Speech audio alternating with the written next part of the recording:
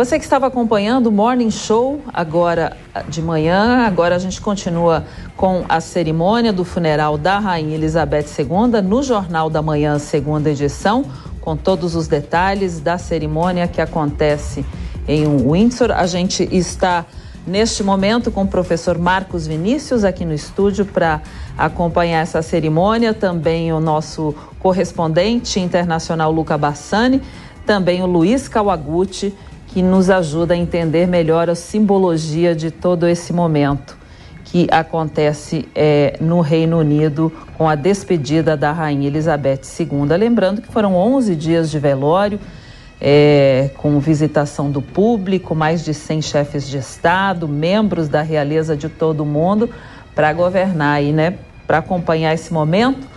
Todos agora com a gente aqui na tela, que estão participando desta cerimônia, né, bem importante, o Luca Bassani, o Luiz Kawaguchi, o professor Marcos Vinícius também. A gente segue acompanhando, vamos até 1h da tarde, continuando acompanhando a cerimônia lá de Windsor, que estão chegando aí no castelo de Windsor, onde vai ser sepultado o corpo da Rainha Elizabeth II nesse cortejo que a gente acompanhou durante toda a manhã. Nesta visita, somente cerca de 800 pessoas que seguem acompanhando. O público não segue nesta cerimônia, mas a gente acompanha aí o cortejo com o corpo da rainha. Luca Bassani, de volta com a gente. Luca, você que acompanhou esses 5 dias de funeral aí do corpo da Rainha Elizabeth II, o que mais te chamou a atenção nestes dias todos? Olha, Cláudia, são vários os elementos que vão ficar na minha memória sobre essa cobertura histórica, mas talvez o mais importante seja o exemplo de civilidade, o exemplo de gratidão que os britânicos deram a essa monarca, que é praticamente unanimidade no que diz respeito ao carinho que as pessoas sentiam por ela. Pode ser que muitas pessoas não fossem completos entusiastas da monarquia ou até mesmo de sua figura, mas não a queriam mal, sabiam que ela era uma pessoa forte. A palavra consistência, constância, uma pessoa que trazia estabilidade, foi algo que eu escutei bastante conversando com os britânicos nesses últimos dias, além, é claro, da própria organização de todo o evento. Nós sabemos que a Operação Ponte de Londres, né, que dava todos esses protocolos que seguem a morte da monarca, eles foram desenvolvidos há muito tempo, mas colocar tudo em ação em apenas 24, 48 horas foi realmente impressionante. As forças de segurança, toda essa organização para fazer a fila, possibilitar com que as pessoas prestem a sua última homenagem, até as pessoas com deficiência tinham uma fila especial, todos os mínimos detalhes pensados. Obviamente que não é nada perfeito, mas sempre temos que valorizar aquilo que deu certo, e realmente agora nessas últimas horas de cobertura, já que a partir de então seguirá para uma cerimônia privada em Windsor, na Capela de São Jorge, nós vemos que foi algo bastante organizado e que mexeu com o público de maneira geral, uma comoção nacional, muitas lojas, muitos comércios, muitos outdoors, todos fazendo homenagem à soberana, fazendo exatamente falando palavras de gratidão por servir o país, pela sua devoção ao cargo, por respeitar a coroa, não se intrometer com a política e ter, de certa forma, mantido o Reino Unido e também as boas relações com os demais países do mundo.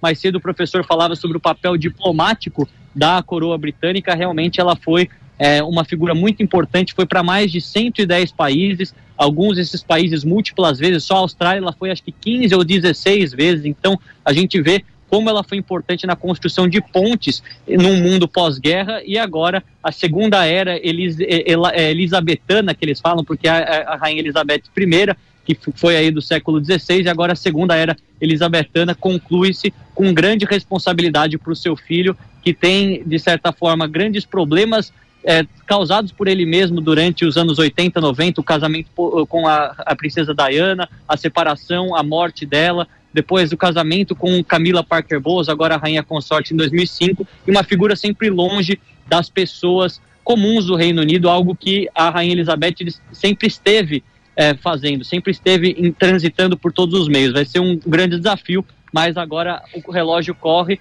e ela começa a nova era de Carlos III. Veremos e acompanharemos tudo o que acontecerá aqui no Reino Unido. A gente lembra que antes do funeral, o caixão ficou desde o dia 14 no Palácio de Westminster para receber homenagens do público, para ver a rainha. No entanto, as pessoas tiveram que enfrentar filas de mais de 8 quilômetros. Teve gente que ficou até quase 30 horas na fila de espera. Muita gente passando pelo local.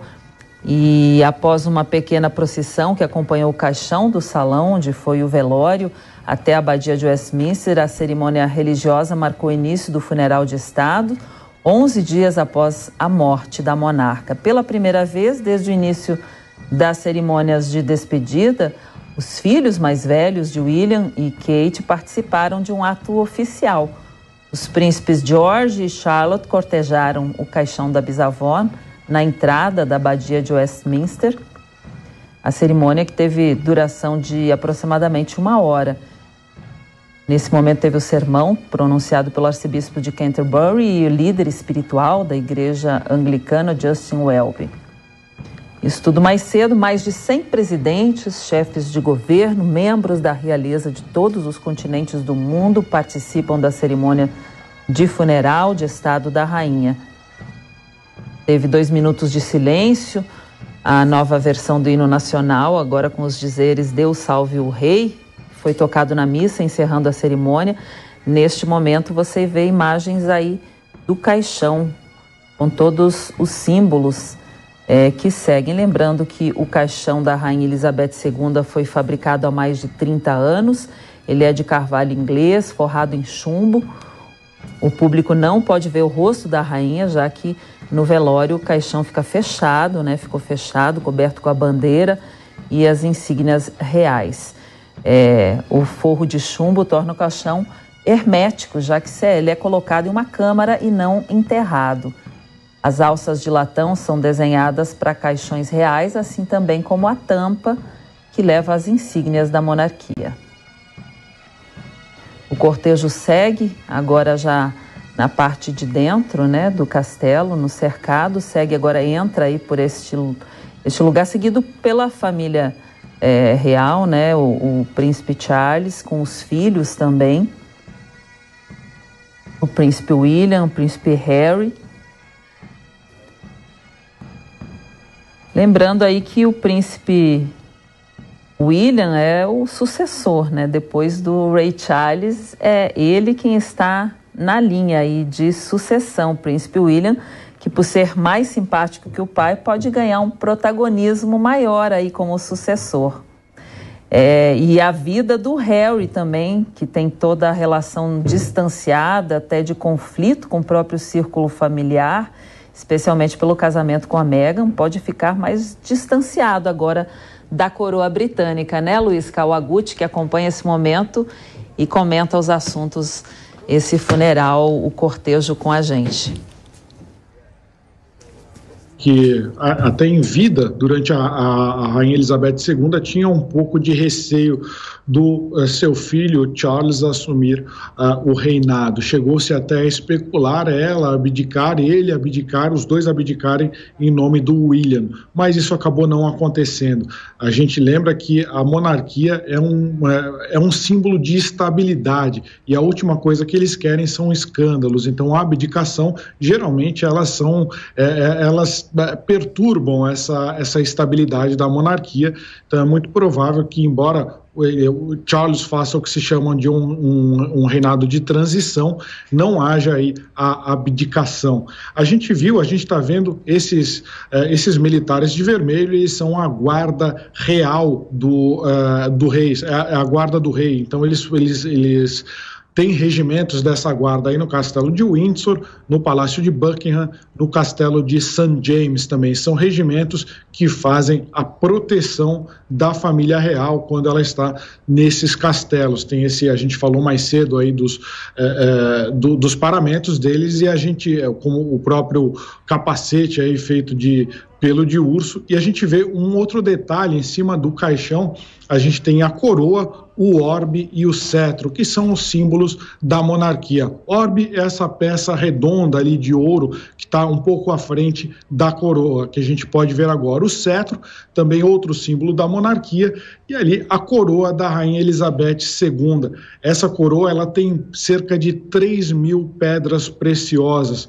A gente vê ali naquele na frente da coroa tem um diamante chamado Coração da África, que foi o maior diamante já encontrado na história. Ele não está em sua totalidade aí na coroa, porque ele foi quebrado aí em pedras preciosas menores, mas ele é um dos pontos que chama mais atenção dessa coroa. Ela também tem o que se chama da Safira de Santo Eduardo o Confessor, que era uma safira que era usada no século XI pelo rei Eduardo o Confessor, era usada num anel que ele utilizava e agora faz parte da coroa britânica. A gente tem uma série de safiras e diamantes, ela é composta principalmente por safiras e diamantes e pesa cerca de 1 quilo.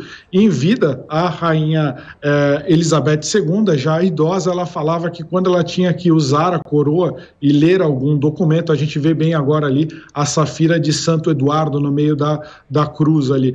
Ela não podia abaixar a cabeça. Ela falou, se eu abaixasse a cabeça eu podia até quebrar o pescoço por causa do peso dessa coroa. Então ela levantava os documentos para conseguir lê-los. Agora a gente vê o caixão com o corpo da Rainha Elizabeth II e os símbolos a coroa, o orbe e o cetro. E aqui a família real, aí os membros sêniores da família real que devem acompanhar essa cerimônia com cerca de 800 convidados. Eles entram agora na Capela de São Jorge, que fica dentro do Castelo de Windsor e é um dos maiores exemplos aí de arquitetura gótica britânica. A gente vê atrás, a gente vê o príncipe Harry, que é a gente lembra que ele abdicou aí dos seus títulos reais depois que ele casou com a sua esposa americana e por isso, diferente do seu irmão, ele não está usando aí o uniforme militar.